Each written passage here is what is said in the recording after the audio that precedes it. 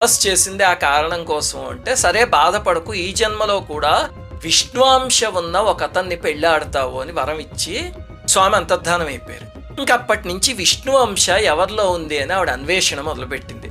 ఒక వినాయక చవితికి మహర్షులందరూ నదిలో స్నానం చేసి మట్టితో స్వామి ప్రతిమ చేసి దాన్ని ఒక చెట్టు కింద పెట్టి పూజ చేసుకుని ఆ తరువాత వినాయక తత్వాన్ని ఒక మహర్షి అందరికీ చెప్తూ శుక్లాంబరధరం విష్ణుం శ్లోకాన్ని చెప్తున్నారు. విష్ణుం అనే పేరు ఏమిటి అంటే, విష్ణువు అంటే విశ్వవ్యాపకమైన శక్తి, విష్ణువేనా గణపతేనా ఒకే శక్తికి భిన్నమైన రూపాలంతేను, ఆ శక్తి మాత్రం ఒకటే అని ఏదో చెప్తూ ఉంటే ఆ తల్లి విని, ఓహో అయితే విష్ణువంశతో ఉన్నది గణపతి అన్నమాట అని మనస్సు పొంగిపోయి వెళ్ళి అమాంతం ఆ విగ్రహాన్ని కౌగిలించుకుంది. స్వామి నువ్వే నా పతివి అని మెళ్ళో పూలమాల వేయబోతే గణపతి విగ్రహంలోంచే వారించి, అమ్మా మోహావేశంలో తొందరపడకు, నేను నీ పతిని కాదు అని చెప్పి చెయ్యి కూడా నిజరూ